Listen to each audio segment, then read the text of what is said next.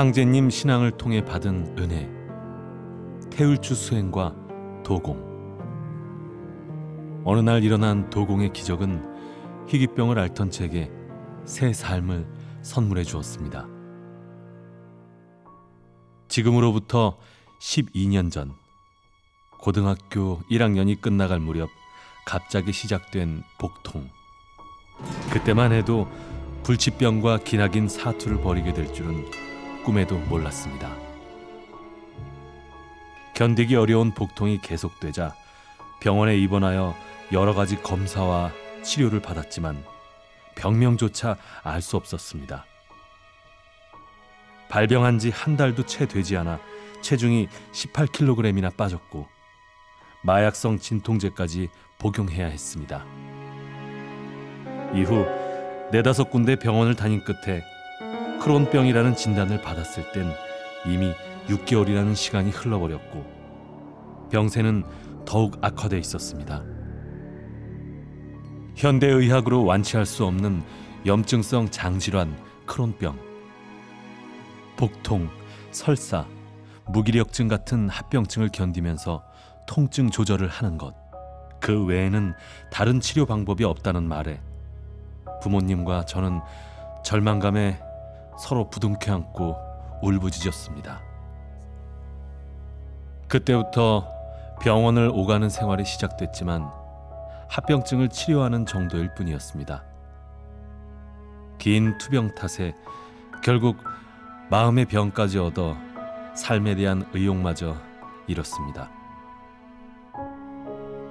투병 생활을 하며 20살이 되던 해 청천벽력 같은 일이 일어났습니다. 가족을 위해 헌신하던 아버지가 간암 말기 판정을 받으신 것이었습니다. 몇 달 뒤 47세의 젊디 젊은 나이에 돌아가신 아버지. 그런데 정신없이 장례식을 치르고 집에 돌아와 잠깐 잠든 사이 신비한 꿈을 꾸었습니다. 한복을 곱게 차려입은 아버지가 장롱문을 벌컥 열고 나오시는 꿈이었습니다. 꿈에서 깬 후 너무도 생생한 아버지의 모습에 방안을 둘러봤지만 아무도 없었습니다. 버팀목이었던 아버지가 더 이상 안 계시다는 현실에 날이 갈수록 허무함에 빠져들었습니다. 급기야 다니던 대학을 휴학하고 집에 틀어박혀 컴퓨터와 씨름하며 폐인과 다름없는 생활을 했습니다. 긴 터널과도 같았던 어둠에서 빠져나오는 데 걸린 시간은 3년. 그날도 인터넷을 하며 시간을 보내던 중 누군가 올린 글을 읽게 되었습니다. 인간 삶의 궁극 목적은 누구도 예외 없이 이 가을 개벽기에 참 진리를 만나 나는 무엇을 위해 존재하는가 하는 물음에 대한 해답을 찾고 그 뜻을 이루는 것입니다. 그렇지 않으면 진정한 인간으로 사는 것이 아니라 한낱 짐승 같은 삶을 살 뿐입니다. 어떤 인생을 살든지 궁극적으로 인간은 진리를 만나야 합니다.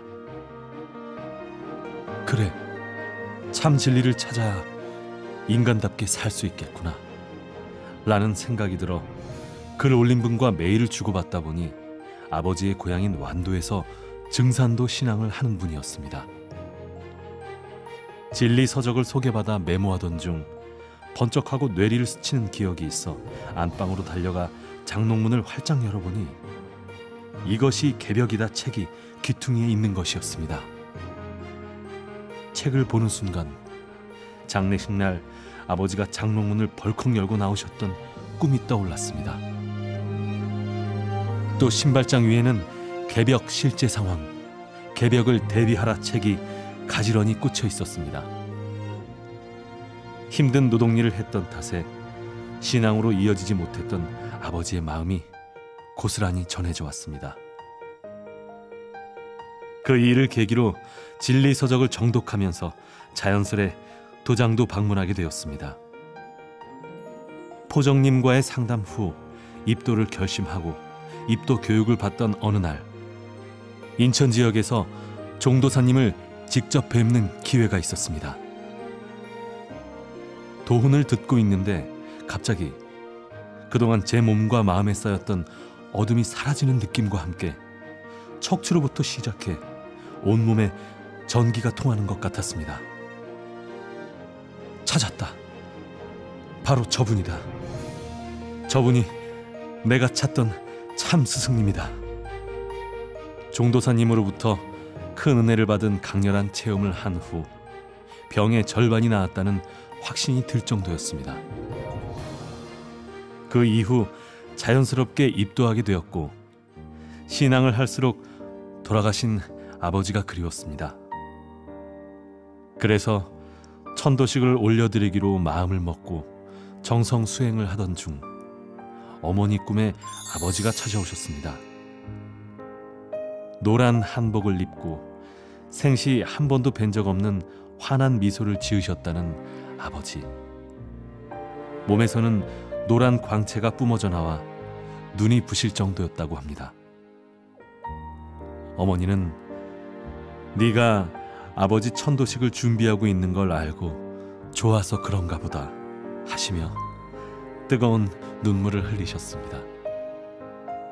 더욱 놀라운 일은 아버지의 천도식 후 불치병이라는 크론병이 저절로 치유되면서 한 주먹씩 복용하던 약을 완전히 끊게 된 겁니다.